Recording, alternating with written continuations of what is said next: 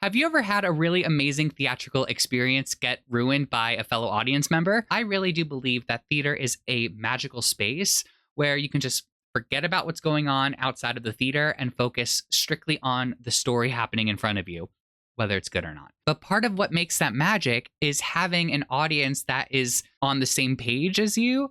And I've just been finding that more and more audiences are very distracted. Phones, for example. I've been seeing more and more people on their phones at performances. The light coming from the screen is really distracting to fellow audience members. I was at 6 and someone was on their phone and I was like, this is an 80-minute show. Can you be off of it? I'm curious to know, what measures do you take to make sure that your phone is not a distraction to your other audience members? I go on airplane mode, I turn it off, I do everything. I've been also having bad luck with people talking in the audience. That's been happening a lot to me, where like the people behind me, I was at Job, check out my review if you want to know more about that production.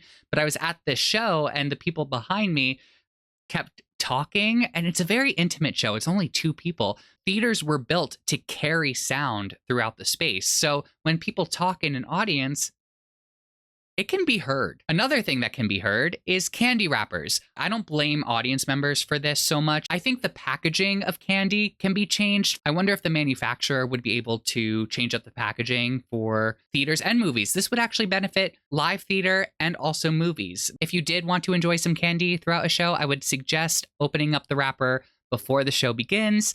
And then if there's an intermission, you can enjoy it then as well.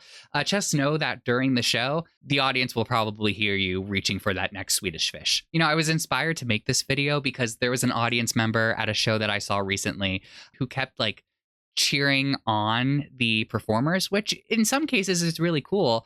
But no one else in the audience was doing it. Like, the audience that I was with was very engaged in a different way. It was Illinois.